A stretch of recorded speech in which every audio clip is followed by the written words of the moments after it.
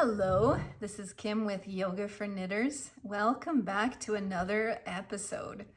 Today I've been running around like crazy, and then I finally got a chance to sit and knit, and within 10 minutes my neck was hurting and my back was hurting and everything was achy. Well, I don't want to quit knitting. I finally got a chance to sit down. So what I'm going to do instead, and what you can do as well, is follow along with this short little undo your kinks kind of practice where we're going to get into the neck, the upper back, and the front of the chest. All the things that can get a little achy from our knitting position. So let's undo the kinks so that we can get back at it. If you are interested, you can follow along with me on Instagram, Ravelry, Facebook, and YouTube. And otherwise, let's get on to our mats.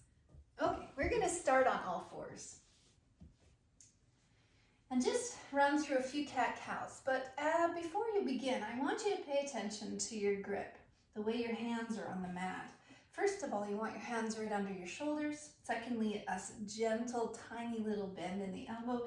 And thirdly, you want to be pressing into the mat with the pads of your fingers so that the middle, and this is the technical term, the middle of your hand springs up. And that way we have, work and some tension in the arms supporting the body rather than just dumping into the wrists.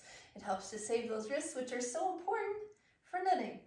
So we'll do a couple cat-cows, just moving the spine in one direction and then the other. Feels so good. I tend to close my eyes in this one because it's nice to really get into it and just feel, where am I tight? What is releasing? What's going on? Awesome. And you can stay in this cat-cow as long as you want. But we're going to move back, we're going to move on to the next thing, which is a puppy dog kind of variation. So we're going to move the hands forward. Keep the hips stacked right over the knees and move the hands forward until you can feel a bend in that upper back. So the lower back's really not getting into it, and to prevent the low back from getting a great big curve, you're going to pull the abdominals in. Squeeze the abdominals in towards the spine, and that will kind of firm up your corset and allow that bend to happen more in the upper back. Now, if you're kind of down here, see I've got a bit more bend in my elbow, and there's not much happening in the upper back. That's when you slide the arms away from you, and even a millimeter or two might give you the difference between an opening and just hanging out. There is a bit of pressure here in the shoulder joint, so pay attention to how you're gripping the mat. You want to be holding the mat with your finger pads. You want to activate the muscles 20 to 30% all the way up the arms, and the core is working as well so that we're not just like hanging out of our shoulders. Everything is protected. And go easy. If you're feeling pain, back off. But if you're feeling just a little bit of discomfort, that's your body undoing. And that's what we want. That's a good thing.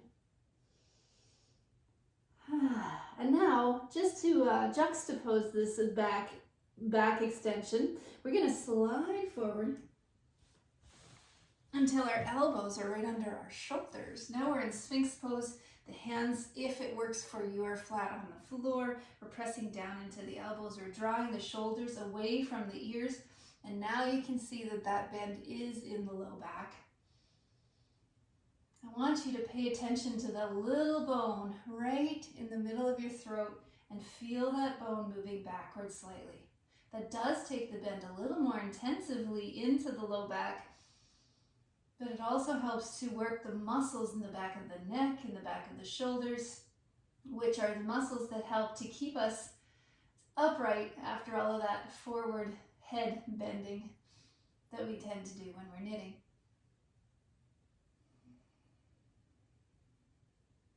So just watch that the shoulders don't start to shrug. We want to keep them down and away. And now take the left arm out to your side. I'll just show with my right arm like this or like this, whichever one feels good. Goalpost or straight out to the side. And we're just going to use the opposite arm to roll up and back. Okay, so if you were going to hold this for a really long time, you might want a nice little pillow under your head. Sorry. Sometimes when you do twists, it twists your lungs as well, and then, you know, things that are in your lungs need to come out. So this is one variation. Another one, you can stay here if it feels good. But another variation is to come up to the wall. If you'd like to stretch across the front of the shoulder, but lying on your tummy doesn't work, this is your option. You're just going to come against the wall. Well, let's see. So you're coming against the wall like so that you're flat on the wall, and then just rotate your body away from the wall. So the arm doesn't move, just the torso does. And we're creating the same kind of action that we did in our broken wing pose, lying on the floor. Okay, so let's switch to the other side. I'm just going to flip around so I can still see you. Opposite arm out to the side. We're just going to roll ourselves up and over. That feels so good. And remember, you always have the option of doing this one on the wall if the weight of your body across your shoulder just feels not so good. Deep breaths. Slow it down. Think about where you're feeling tension in your body. I've got some in the back of my hip here. So I got to really pay attention and relax. Okay. And come back onto our tummies and then up into all fours. Cross the feet at the ankles. This is a yoga trick. And then roll all the way over. Lovely. Okay, you're going to find a comfortable seat. I like to sit just cross-legged. If you want to sit on the edge of a chair, that works as well. And we're going to, I'll do my best to demo this, but I'm kind of sore today, so we'll see how far I can go. But I love this stretch. It's such a wonderful stretch to undo tightness in the upper back and the upper neck, in the neck, I should say. All right, so you take both hands together behind your back, interlace the fingers, and then slide the hand over, let's say to the right. So you're kind of on the right side of your body here. Okay, like that. And then dip the ear toward the side of the body. I said right, I meant left.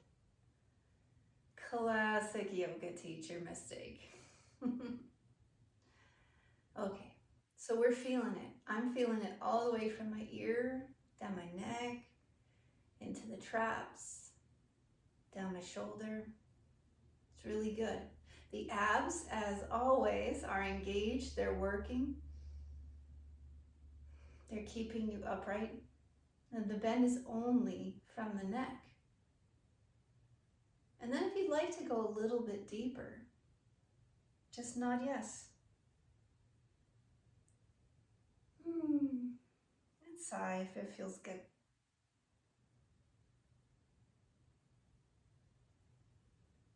Awesome. Shake it out. Get the blood back to the extremities. Maybe do a couple of these. And we'll go to the other side. So interlace the fingers. Oh, see, this side's way easier, and you'll probably find that too. One side is easier than the other. Relax the outside shoulder. Okay, and then drop the ear down to the side. So the same side that you're holding your hands, that's the ear to shoulder side. Breathe deep. Keep the spine straight. Let the corset of your abs work. Just like 20% engagement, but the abs are working to keep you upright. You know, every yoga teacher has a catchphrase, and mine is, everything is abs all the time, because it's true.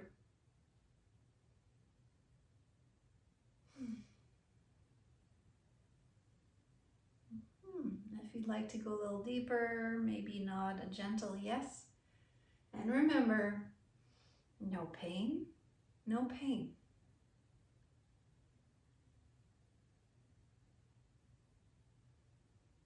Good. And then we'll release and shake it out.